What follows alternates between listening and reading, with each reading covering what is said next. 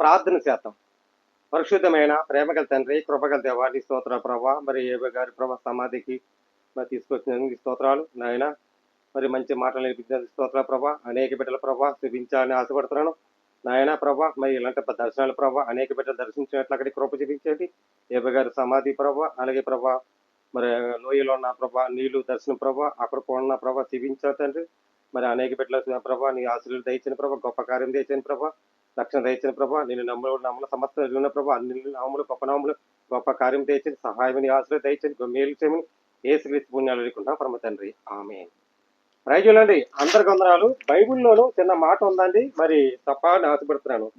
మరి అలాగే మరి ఇక్కడ మనం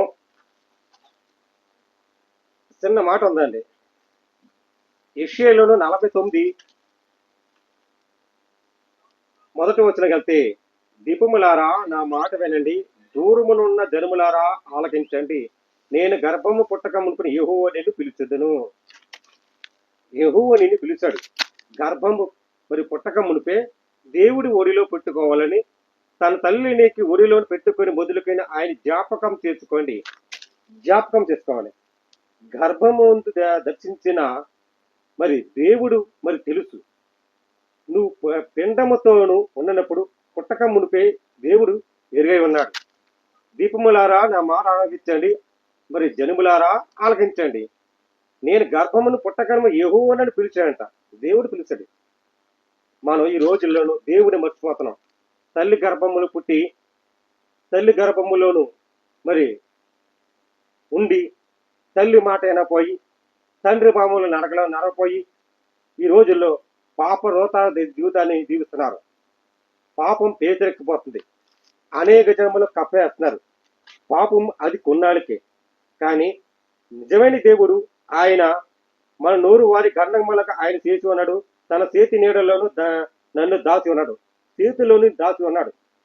నిన్ను పుట్టక మునిపే చక్కగా దాచుకొని నిన్ను ఎత్తుకోవాలని కుడితే పెట్టుకొని ఆయన అస్తమతో పేరు చెక్కున్నాడు.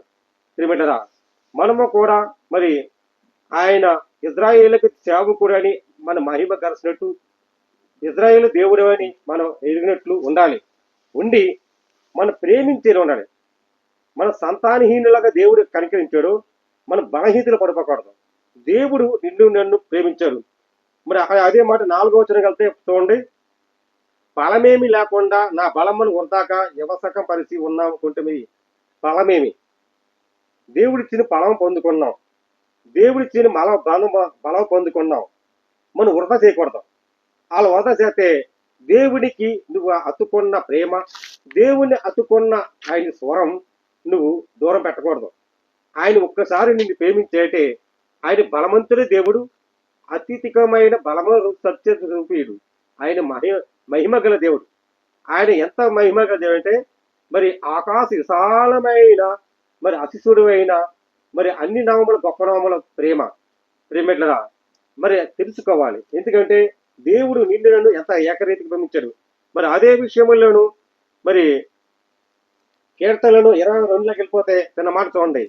22:2లోకి వెళ్తే, దేవా పగలో నేను మొరపెట్టిస్తున్నాను, రాత్రి వేళ నేను మౌనంగా ఉండటలేదు. దేవుడు మరి ఆయన పగలైనా మొరపెడుతున్నాను, రాత్రి వేళ మౌనంగా ఉండలేదు, ప్రార్థించాలి. దేవుడు అన్నాడు పగలైనా రాత్రైనా నేను మౌనంగా ఉండించాలని, నేను మౌనంగా దూరం పెట్టాలనేది. నేను పిలిపిస్తేవాడు ఆయన సొత్తుగా చేసుకోవాలని, పిలిచే దేవుడు నడిపించే దేవుడు ఆయన నామంలో ఉండాలి. ప్రియమిట్టారా, మన దేవుడిని పిలిచేవంటే పగలైన రాత్రైనా దేవుడి నామములో ఉండాలి, దేవుడి నామములో ఎరిగినట్లు కొనసాగించాలి. ఈ సత్యాన్ని తెలుసుకోవాలని ప్రభు పేరట మీ అందరికీ పేరు పేరున వందలా తెలియజేస్తున్నాను. దేవుడి మాటలు దీవించి ఆశ్రయించిన కాక ఆమేన్. ప్రార్థనండి, రాయిజ్యులండి. పరిశుద్ధమైన ప్రేమగల తండ్రి, కృపగల దేవా నీ స్తోత్రాలు. అనేక బిడ్డలు రక్షించండి ప్రభా. నాయన మరి నీ సహాయం, నీ ఆశలు నింపబడి గొప్ప కార్యం చేసిన ప్రభా, నీ చిత్త నెరవేర్చినట్లక సమస్తం ఎరిగిన ప్రభా, గొప్ప కార్యం నీ శ్వాసలను నడిపించిన ప్రభా. నాయన అనేక బిడ్డల ప్రభా రక్షణ తెచ్చిన ప్రభా, వ్యాధులతో బాధలతో ప్రభా ఎవరన్న ప్రభా నాయన వాళ్ళ ప్రభా ప్రతి వ్యాధిని ముట్టి స్వస్థపరిచి, ఏ శ్రమలు లయపరిచి, ఏ శ్రమల రక్తముతో పరిశుద్ధంగా బాగు చేయమని క్రీస్తు యేసు పరిశుద్ధాత్మ పేటను నామములే నీకే సమర్పించి అప్పగించుకున్నా పరమ తండ్రి, ఆమేన్. ప్రైజ్ చూడండి, అందరికి వందనాలు. దేవుడు మీ కుటుంబాన్ని దీవించి ఆశ్రయించను కాక ఆమేన్.